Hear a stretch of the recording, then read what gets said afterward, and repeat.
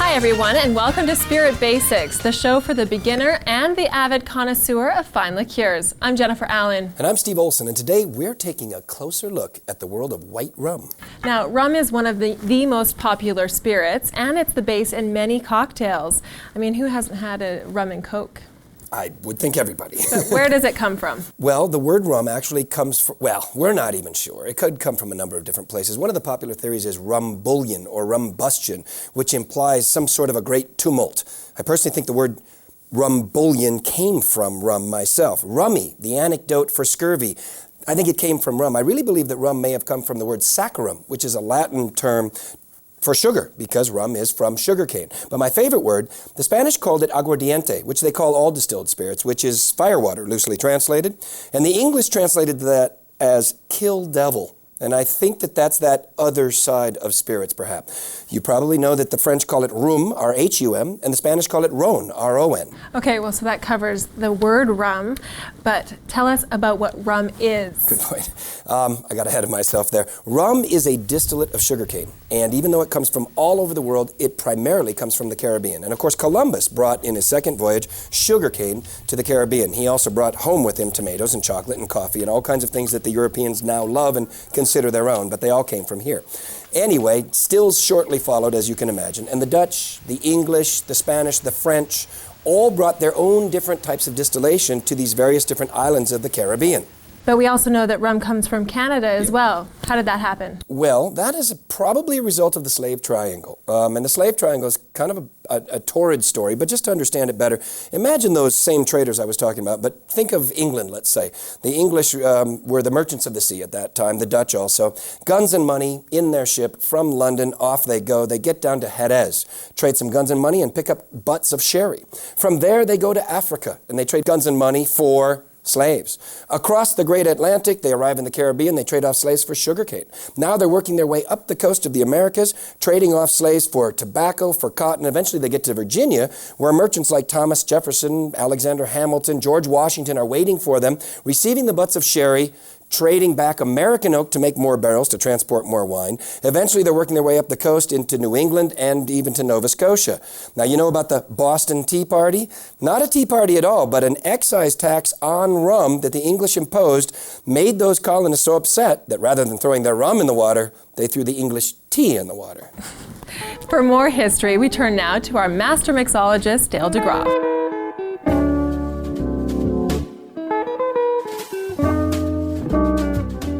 That clean, highly filtered white rum we enjoy in our rum and cokes was not the rum of the 18th century. That's a recent development, pioneered in a great part by Bacardi. And I ran into the master distiller of Bacardi once who was a little bit befuddled by the growing popularity of something called cachaça. Cachaça is a kind of sugarcane spirit from Brazil that's very rough and very vegetal and not highly processed and filtered. And this poor distiller said, for 100 years we've worked at Bacardi to get this beautiful, clean, pure, wonderful white rum. Now everybody's going back to this rough customer of 100 years ago. He was totally befuddled by it. That cachaça was probably closer to what 18th century rum tasted like than anything that we have around today, except maybe some of our darker rums. Those were pot distilled rums. They had a lot more impurities. They were hotter. They were different, rougher customers than our Bacardi premium white of today. But we did have a love affair in the lower 48 with rum in colonial times. I told you about that, but that all ended with the Revolutionary and the Wars of 1812 because, frankly, they blockaded our coast. We couldn't get molasses. We couldn't produce rum in New England. So we started making more and more whiskey. But rum did have a comeback, and that was brought on by Prohibition. Because during Prohibition, there were two peoples who were drinking rum. If you were very, very wealthy, Havana, Cuba became your playground. the Floridita, the Bodeguita del Medio, mojitos, daiquiris. And if you weren't so wealthy, even if you were in the United States and not able to travel, you were probably drinking a lot of rum anyway, because bootleg rum was coming in by the gallons and thousands of gallons through Florida Keys and through the Everglades from the Caribbean. And at least it tasted better than that bathroom gin people were making in their own houses. But after Prohibition, a couple of really bright guys, Victor Bergeron and Don Beach. Do those names sound familiar? They should. Don the Beachcomber and Trader Vic's. They took this rum thing and parlayed it into little kingdoms of tiki drinks that carried us right into the 50s, almost into the 60s, but then vodka started to take share away from that other white spirit rum. And vodka became the white spirit of choice. And that lasted right up until today. But I have to tell you that in the new millennium, rum is having a bit of a comeback. And it's in the high-end, super premium category, where a lot of spirits like single malt, single barrel bourbons, single malt whiskeys, high-end triple distilled, quadruple distilled through diamond dust vodkas. Well, the rum guys are not blind. They see the popularity of this high-end. They're bringing out aged sipping rums and a lot of flavored rums. So rum is not over, the story goes on. Well, thanks, Dale. Up next, we're going to take a look at the process of making white rum. And Morgan Stone and Scott Hennessy will give us a closer look at this kill devil in the spirit world. That's what Spirit Basics returns.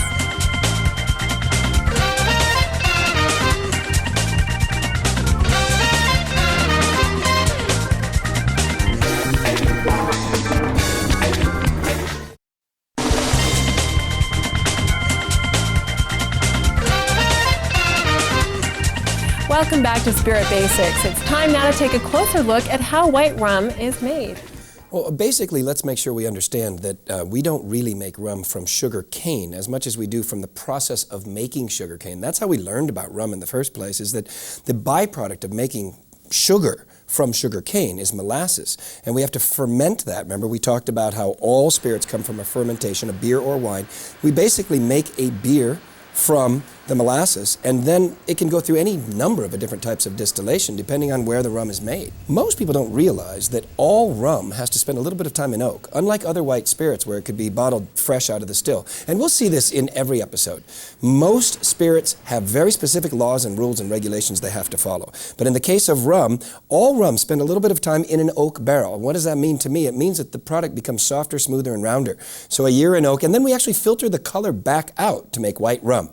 And some of them spend as much as 2 years in oak, or even 3 or 5 years in oak. But the bottom line is we have a number of different styles from a number of different countries. And although Barbados was the first place where we found stills, and Hispaniola, the island of Hispaniola, which is where sugarcane was brought by Columbus originally, and that is now split between Haiti and the Dominican Republic. So on one side you have the French style made in pot stills in French oak, and on the other side you have a Spanish style which is much more pungent.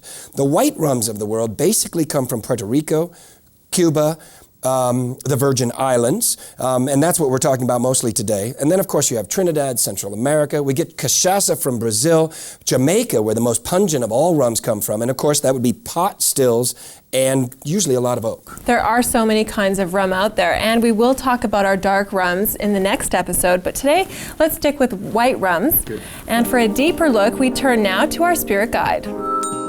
If you want to understand the style of rum, you don't connect it necessarily to the island, but you look at the island and its place in history. When was it an important sugar production factory? Let's take Barbados. Barbados was important around Revolutionary War times, and the rums of that area are still full and rich, like the rums that we saw from Barbados, the rums that made George Washington demand a barrel of Barbados rum at his own inauguration. Or let's say maybe it's a rum from Haiti. In Haiti, the slaves rose up in rebellion, and Napoleon came and fought them and lost, and in retaliation he created a series of sugar beet factories to create sugar in France. Now sugarcane really wasn't necessary in Haiti anymore. There wasn't a sugar market for them anymore, so they didn't have molasses, the byproduct, to make rum. So today, even today, you make Haitian rum out of the cane syrup and the sugar cane itself, because there's no point in making it into sugar, right? Or let's say you make a Puerto Rican rum. That's a 20th century product. That's when Puerto Rico in the late 19th century and early 20th century, like Cuba, became important as a sugar production factory. So The rums that come from there are a lot like these 20th century products, very clean and sleek and modern, made from the continuous still, much milder in style. So when you see Bacardi or Havana Club from Cuba, you get a cleaner, sleeker style of rum because that's the style, the production that they were using when they became important in rum production. All right, well, now we've had a look at some of the history, the origins, the process of white rum. Now let's go out and see a little bit of rum in the real world. Our roving spirit insiders, Morgen and Scott, venture out into the real world of spirits for an inside look at rum. I'm down here at Vintage Chop House and Tavern, where they make some of the best rum drinks in all of Canada. And I'm here with Patrick, the general manager. Now, Patrick, can you tell me, why do people come here and, say, drink a mojito or a rum and coke or any of your other types of rum drinks? Well, I think the biggest thing is that we, being a classic tavern, New York-style tavern, is that we were going after so much more classic versus contemporary style of drinks and cocktails. The best representation, I think, of that for rum would be the mojito.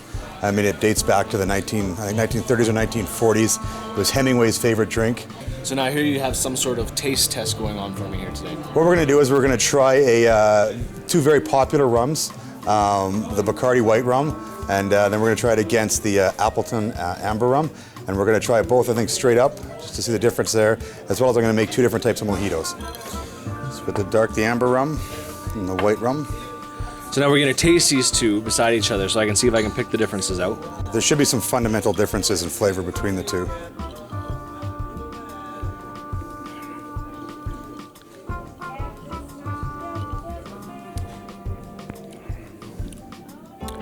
You can definitely tell the difference. Definitely a lot more smoke and a lot more character in the darker rum than the white rum. Absolutely. I mean, that just goes, you can just tell by the color of it. A little bit more depth to them almost. I would say so, absolutely. Great, so now we're going to take these two rums, now that I've tasted them, see if I can pick out which one you used in the drink. Absolutely. Great. Most important ingredient, fresh mint. Once you get this going, you can start smelling it, and that's what really kind of opens up the door to mass mojitos. Once you really smell this, the aroma of the mint. There you go. See if we can pick it out now. All right, well, right off the bat, I think I can pick the difference just in the color. Let's try these. That's tasty. It's delicious. Delicious drink. And I think other than the color, guys, I can't tell the difference from these drinks at all. Stephen, Jennifer, that's it for me. Back to you. Thanks, guys. I cannot wait to see where our spirit insiders take us next time. Me too. Coming up, a lesson on how to drink white rum and how to use it in some of your favorite cocktails. It's all coming up when we come back.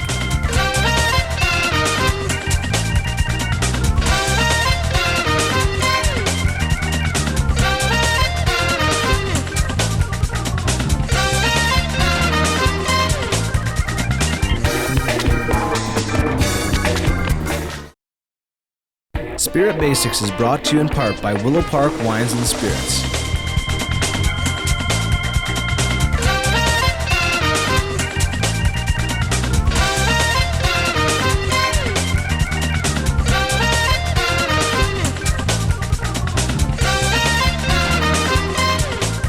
Welcome back to Spirit Basics, the show for everyone who wants to learn more about the world's best libations.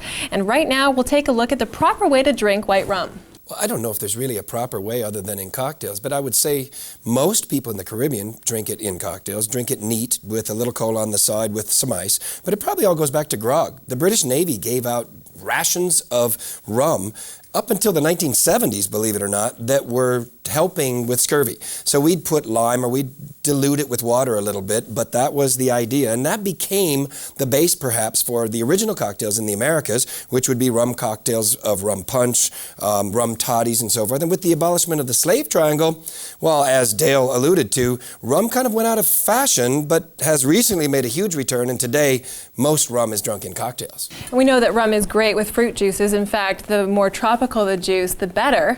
And I also know that it's great with cola. Well, as a matter of fact, to your point, 95% of the rum consumed in the world is consumed in cocktails. Now, we like to sip our dark rums and our aged rums, and we'll talk about that next week. But of that 95%, 90% of it is consumed with cola. And that comes from this drink, or evolved into this drink, the Cuba Libre, free Cuba. And it's literally just rum with cola and a fresh squeeze of lime, the way it's served in the islands. For more on how to drink white rum, we're joined right now by our spirit advisor. You know, rum is a very, very popular spirit, but it probably could be a little more popular. There's a roughness to rum that's off-putting to some people. That roughness comes, I think, from, well, the way you make rum.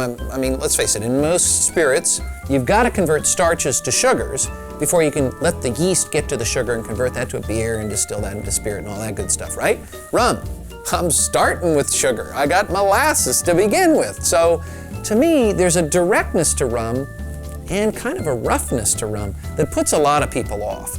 That's probably why the Puerto Rican style or the Cuban style of rum has been so popular. I mean, the world's #1 premium spirit, Bacardi Light, was found in Cuba, moved on to Puerto Rico, but the idea was the same, which is to make a very clean, sleek style of rum. They stick it in barrel for a while, they charcoal filter it, they distill it to a much higher proof, more like a neutral grain spirit, try to clean it up as much as they possibly can so that it's pretty perfect in a cocktail like this, which this is the daiquiri, a great summertime drink for me. I mean, the daiquiri was invented in 1898 from an American mining company working in Cuba, and people were getting malaria.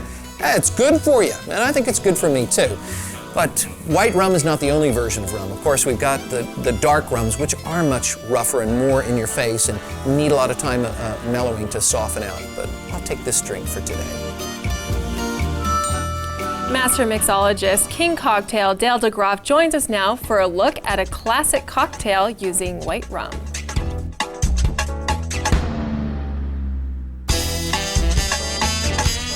Well, we loved rum during colonial times. We talked about that.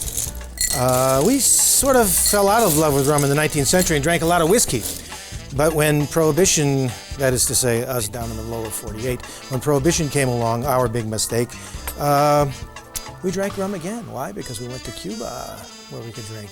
There were some great drinks down there in Cuba. As a matter of fact, there was a guy named Constante Ribalagua who did a takeoff on the daiquiri, which is the classic rum drink, which I'm going to make you today. The Hemingway or the Papa Dobra daiquiri. A regular daiquiri is just lime juice, rum, and sugar syrup. But I'm going to play around with that recipe a little bit. I'm going to start with a shot of white rum. Got to have the lime juice, fresh squeezed. Remember my formula: 3/4 sour, 1 sweet, 1.5 strong. I have my strong, this is my sour. And I have 2 sweet ingredients in this drink today. I have the normal daiquiri ingredient, sugar, in the case of simple syrup here. And this was Constante's genius. He took a white cherry liqueur called maraschino liqueur.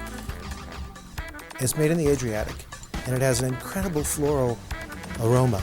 And it just puts a flower on top of this drink. It's absolutely lovely.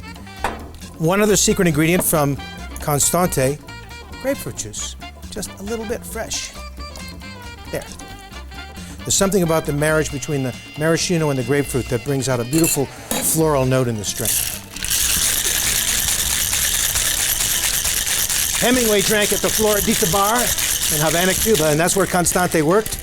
And this was Hemingway's favorite daiquiri. By the way, this was also President Kennedy's favorite drink, the daiquiri.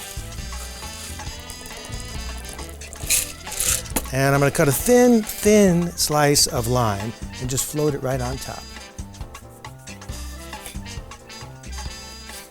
It's a lovely thing. There we are.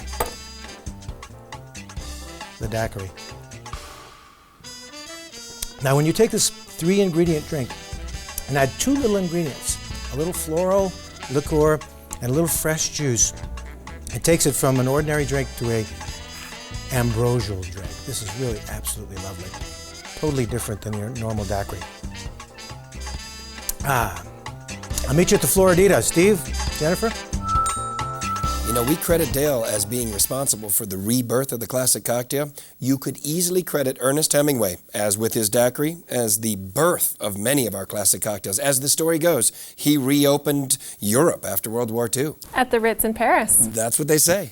After the break, we learn how to cook using white rum when Spirit Basics returns.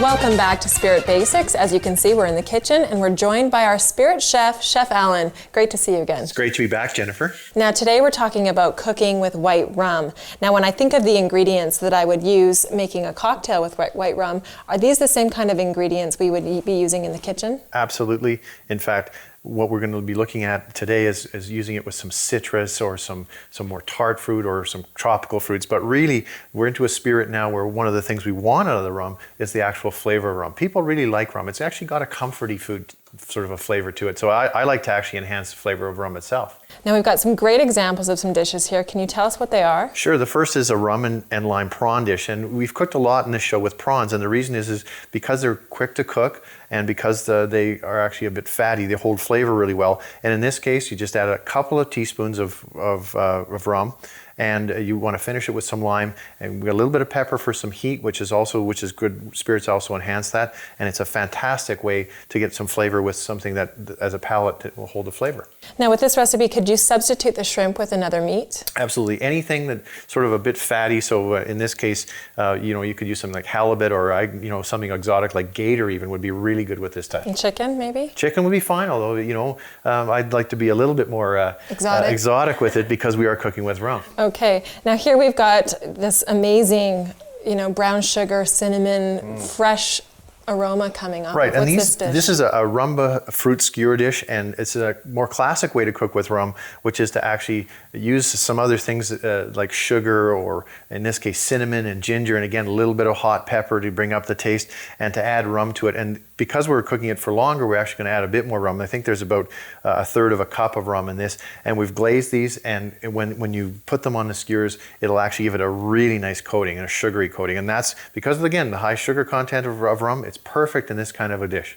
Well, because of the high sugar content in rum, if you have a recipe that calls for sugar, do you have to use less sugar? No, in fact, a lot of rum dishes actually add at the very end, and it's something we're not going to burn off a lot of the flavor. We want the rum flavor, so on rum cakes and rum babas, you add the rum right to the end with all that wonderful sugar. Well, I can't wait to dive into these. If you'd like to try these dishes at home, all you have to do is log on to our website for the recipes. Over to you now, Stephen.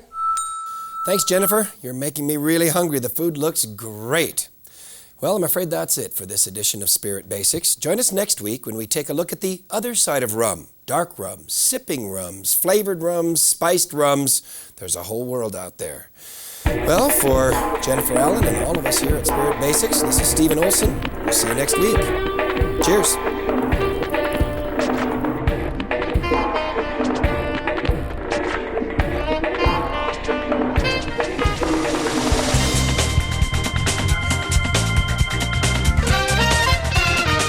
Special thanks to Willow Park Wine and Spirits, whose dedication to providing knowledge, awareness, and service to their customers has made this show possible.